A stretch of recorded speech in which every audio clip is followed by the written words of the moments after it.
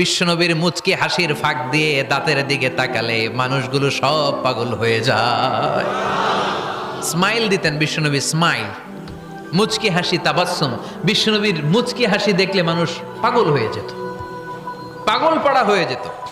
তারা বলে না না, এ মহামানব তো কখনো পাগল হতে পারে না। আবার মিলাতে লাগলো আবু জাহেলের কর্মীরা বলেছিল এটা নাকি বড় জাদুকর, কিন্তু তারা বলে না না, এই অসাধারণ লোকটা জাদুকরও হতে পারে না, সে তো কোনো মন্ত্র পড়ে না। জাদু করার জন্য মন্ত্র পড়ার দরকার আছে না নাই? বিষ্ণুনবী কি মন্ত্র পড়তো? বিষ্ণুনবী কি পড়ে শোনাতো? চিল্লায় বলেন, কি পড়ে শোনাতো? কোরআন শোনাতো।